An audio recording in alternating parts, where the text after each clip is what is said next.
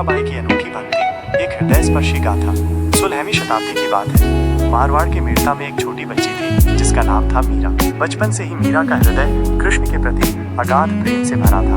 एक दिन उनके घर एक बारात आई और मीरा ने अपनी माँ से पूछा, माँ, मेरा दूल्हा कौन है? माँ ने हंसकर भगवान कृष्ण की मूर्ति की ओर इशारा करते हुए कहा, बेटा, तेरे दूल्हा तो ये गिरधर गोपाल है। ये बात मीरा के बाल मन में ऐसी बैठ गई कि उन्होंने कृष्ण को ही अपना सब कुछ मान लिया।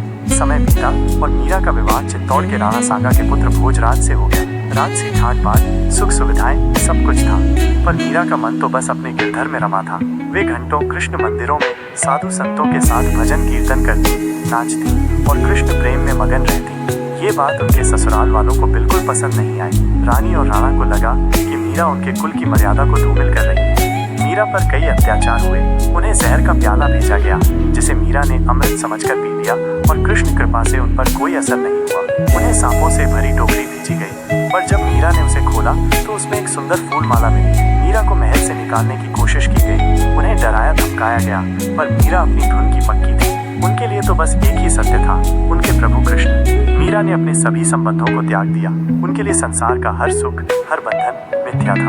उनका एकमात्र उद्देश्य था अपने कृष्ण की भक्ति करना। उन्होंने अपने पदों में लिखा, मेरे तो गिरधर गोपाल, दूसरो न कोई, जाके सिर मोर मुकुट, मेरो पति सोई। मीरा की भक्ति इतनी गहरी थी कि उन्होंने समाज की हर रूढ़ी, हर बंधन को तोड़ दिया। वे एक ऐसी प्रेमिका थीं जिन्होंने अपने आराध्य के लिए राजपाट, मान सम्मान सब कुछ छोड़ दिया। अंततः वे द्वारका चली गईं और कहा जाता है कि वे कृष्ण की मूर्ति में ही समाहित हो गईं। मीरा की कहानी केवल एक रानी की नहीं, बल्कि एक भक्त की है जिसने अपने प्रेम और विश्वास से असंभव को संभव कर दिखाया।